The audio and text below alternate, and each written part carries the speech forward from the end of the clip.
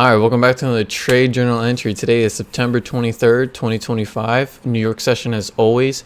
It is going to be the 37th trade out of 100, and we have 63 remaining. Today's result was 1 win, 2 contracts, and a P&L of $1,100. Our risk reward ratio was 1.83, and today's bias was bearish. So during pre-market, I spotted both a bearish SMT and a very large bullish SMT. However, on S&P, S&P reacted strongly to the bullish SMT, while Nasdaq's order flow remained bearish due to dovish news sentiment. I decided to stay with my bearish bias, and yeah, so here's my setup. I had a 5-minute bearish SMT, 5-minute bearish inverse for value gap, a very small 5-minute bearish for value gap, and obviously a break of structure to the downside. We had liquidity sweeps and 3-minute bearish fair value gap, and then I didn't put this down or at least log it, but there was a 1-minute bearish fair value gap just right next to well, if anything, stacked on the 3-minute bearish fair value gap, which price then retraced into and gave me my entry confirmation. But that was my entire setup. So here's my entry: executed on the retrace into the 3-minute bearish fair value gap zone. Take profit was set at a liquidity line, and stop loss was placed at invalidation with risk management applied to avoid an early stop out. What I did well today, scaled up to 2 contracts due to only having 4 days left in this week's mock-up combine test. Waited patiently instead of entering too early. Trusted my bias and process despite conflicting signals. Kept psychological discipline reassured. Wow, I can't read. Kept psychological discipline and reassured myself and avoided unnecessary worry. So what I will improve from today's session is continue working on emotional reactions. If I followed my system and my process correctly, there is no need for doubt. Notes: today was a high impact news day. There's a lot of news today. I'll bring Forex Factory up so that we can take a look at that really quick while before we show the charts. I mean, we have like what? Really? Forex Factory makes me use 30% of my CPU? Okay. Anyway, so around 5:30 a.m. we have NHPI news. I don't know how important that is, but the actual was lower than the forecast. I'll even show you right here if my computer works. So yeah, we have NHPI news, we have current account news. I don't know how important these two are, but they're yellow folders. We have FOMC like speeches at 6 a.m. and then 6:40 a.m. was red folders, and then orange folder, and then yellow, and then orange. So these were the ones I was mostly paying attention to. So flash PMI news came out and it was bearish or dovish. I didn't listen to Trump speak because I don't think he can really do anything that, like, or from today at least, that will affect like news sentiment in any way. Because I mean, we have what, Powell speaking, Fed chair member, we have all these other FOMC members, we have data releases like flash PMI. So Trump just had no part today. He was worth nothing. But yeah, so just looking at all this from like even Richmond Manufacturing Index all the way up to 6:40 a.m. flash manufacturing PMI, everything was just dovish or bearish sentiment. And yeah, so I just kind of just stayed on that, you know, and that was enough for me to be like, okay, let's just stay bearish. Either way, we had a lot of good like just bearish confluences that were setting up either way during pre-market and prep bias. So that was enough for me to go, all right, we're definitely going for liquidity grabs. And just looking at the overall chart, like from like higher time frames and even lower time frames, but mostly higher time frames, you can tell there was a shit ton of liquidity, and there's definitely still more that needs to get swept if market wants to do so. But yeah, anyway, so yeah, today was a high impact news day. Powell's speech pending, so price action consolidated afterwards after my trade. I think at least that's what I think. Price action just seemed to like started consolidating, and Powell's speech is at like 9:45 a.m. or something like that, which is in like a couple hours. So if price action consolidates, which it could, I've seen it do that before in previous sessions, but if it chooses to consolidate for the next few hours, I wouldn't even doubt it's for Powell. But the trade was quick, clean, and aligned with bias, solid execution, good patience, and no overthinking. Easy win, easy session today. So let's look into the charts real quick, get this entire session over with, and just make it an early day. As always, it's at that point where I'm not even like on here till like past 8 a.m. anymore, unless I need to do like trade journal entry. But because this trade ended at what, 6:55 a.m. Yeah. Anyway, so this is a mock-up combine test week, so I am taking things very serious. I am making sure I'm not going to be following like certain rules that I have been following during assessment. Things will be all over the place, but as long as I'm not, just straight up fucking guessing, then that's enough for you. But for me, it makes sense, and at the end of the day, I'm just keeping myself accountable, and these trade journal entries are for me, but also just to, just help. So let's hop on to the 5-minute time frame and just look. So like I said, we got that bearish SMT. Let me pull this up to align everything as well. Yeah, so bearish SMT right here. We have bearish inverse fair value gap, that 5-minute bearish fair value gap right here. It's very small. And then liquidity sweeps like I talked about all around here though. Hopping down to the 3-minute time frame, you can see that 3-minute bearish fair value gap I was talking about. And then hopping down to 1-minute time frame, you can see this bigger 1-minute bearish fair value gap that I was also mentioning.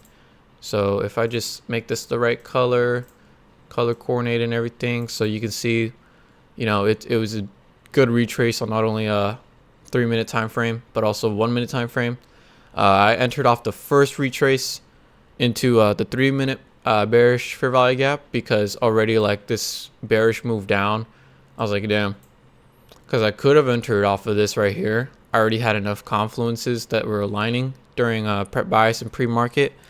But again, I can't enter even if I wanted to during pre-market or prep bias. So realistically, entering at 6:30 a.m. Is always going to make sense because that's market open. So I waited, and this dive down was enough to make me go, okay, yeah, my bias is definitely correct. I just need to, align all my confluences that is obviously a setup. Got my setup. We dove into this massive 4-hour bullish imbalance zone, and it seems like price is just consolidating and waiting for see, Wall Street mixed with Powell in spotlight for rate outlook. So yeah, I can already tell that's what price action is waiting for. We are forming a lot of bullish confluences and whatnot, but it seems like, wow, S&P has been really shitty today as well, as you can see. Like, just look at this price action. That whoever traded on S&P, I'm sorry, but yeah. So this dive down was also a breaker structure. So breaker structure here technically, but we also have breaker structure here. Overall order flow was also bearish, as you can tell. But yeah, this first retrace into this 3-minute bearish fair value gap was enough for me to enter. And then when I entered, I did get a little scared, but I just had to trust myself. Of course you can trust yourself, but there are going to be times where the trade could fail and it could just break past it. I am aware of that, of course, but it's good to always stay positive and have self-control. Just stay composed. So that's what I'm working on, and I have that's one of my main issues. I've said this a lot of times now since like the beginning of September. So if that isn't clear, then fuck, man, I don't know, open your ears. But yeah, so I just keep telling myself like, okay, it's gonna be cool, don't worry. Like, you have either way, I have all my confluences aligning. If price action somehow breaks past through all of it, then that's just telling me something else is happening behind the scenes, and I'm not just aware of it. But yeah, I just wanted to trust myself. I was scared a little bit because we were consolidating, and this is a mock-up combine test week. So that on top of it, I am treating this as a real combine, and it is a little scary. So yeah, I could have gone for crazy, like sort of like liquidity grab P&Ls if I wanted to, but as you can tell, that wouldn't have even worked out. So yeah, just setting it at where it was already. We swept liquidity here and then here. I just wanted to set it at the next line. I could have set it here or whatever, you know, but actually no, technically this didn't exist at the time, so I could have set it right here, but that was already like, you know, I'm already risking a lot. So I didn't really want to do that. I could have set it at the middle as well. The middle counts, but no. So anyway, setting at this liquidity line, I don't know why, but I couldn't set it exactly on it. So I guess setting it like 0.5 ticks above it worked, I guess. So yeah, I used 2 contracts on this trade. My P&L was $1,100, so that was an easy win. I did have to scale. Originally, it was like what? Where is it? Something like that, you know, because, you know, I want to keep my RR at 1.5. So it was originally like this, but I didn't want to risk too much just for a 2 contract trade. Again, this is a mock-up combine test, so I am treating it as a combine. So I will do what's necessary to, you know, make sure I'm doing risk management, anything psychological, or even like anything like this, like physical, I guess, or like skill based. So yeah, I was just being risk management. I don't care. It's 1.8 RR or 1.83 RR. So at the end of the day, I still won the trade, and I was just being risk management and being careful, because if anything broke past, if anything, I should have set it like this. If I can do that, I should have set it like this technically, but 2.2 RR doesn't sound good. 1.83 sounds okay, and it's workable. It's like, okay, it's not that bad. So to me at least. So yeah, I ended up trying to spot if there's anything else. I wanted to get one more trade in, but nothing looked really good or promising. And as you can tell, if I had entered anywhere along this line, it would have been an immediate loss, because I would have been going for, because technically this wouldn't count. The other liquidity zones already passed, so I'd be going for this, and that would have been a loss. As you can tell, it's already a 1.6 RR, and that would have been a loss. I do keep my liquidity lines for a reason, though. As you can see, we do like stay around them. So keeping them is just telling me like if we're gonna break past it or not, and tell me if there's more sweeps or grabs. So yeah, so that was today's trade. We have 66 drawings. Here's S&P chart. As you can see, it looks a little different, doesn't it? I guess not. Oh, I just didn't mark out my key levels. Yeah, I just didn't want to do that. Yeah. Anyway, so that was today's session. Nothing crazy. We can close that out now. There we go. And let's yeah. So wow, 13 minutes. That's not bad. I'm getting good at this. But anyway, yeah, man, I'm feeling good for this week. So today, I'm trying to like stay composed. I'm trying to be professional, you know. I'm just trying to like be honest as well. I'm being so careful right now, man. Like I'm scared. That's the truth. I'm trying to like put up this mask that like I'm calm and shit, and I'm like I'm ready, but I'm honestly scared as shit, bro. Cause you know, if I fail this, you know, this week, or if I just do poorly this week, then you already know, man.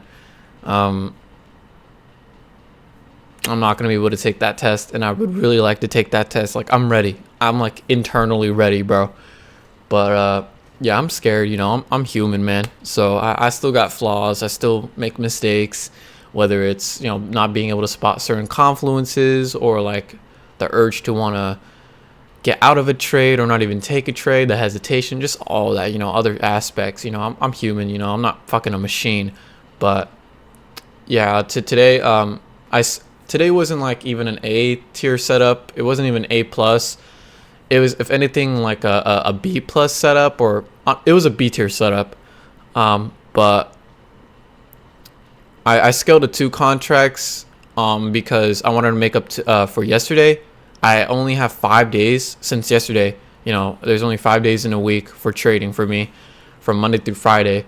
So I only have 5 days, and with a target profit being $3,000, that means I would have to make $650 a day, I think, just to be able to hit that profit target by the end of like by Friday.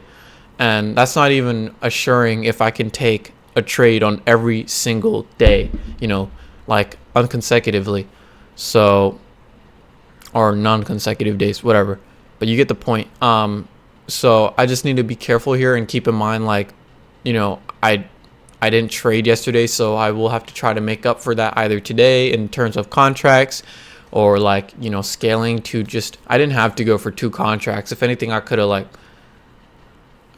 well, if I went 1 contract, I would have just had to go for a higher, risk reward ratio or a longer TP. But if I went 2 contracts, I could have shortened it. I could have shortened that TP to, it didn't have to be at the liquidity line. It could have just been at like $800 or something, But if it's $650 a day or $600 a day just to reach $3,000 profit target by Friday, that means like I would have to make $1,200 or like $1,300 by today. But I made $1,100, and that's enough for me. I was looking for another trade just to, make extra just in case, because again, this is a combine muck-up week. I am going to do what I need to do. I'm going to do what it takes in every single fiber of my body to win. And just, overall win this shit. But also, again, I'm just going to be careful. I'm not going to get greedy and be fucking completely blind or hindsighted to that, the fact that I could lose trades whether I want to or not.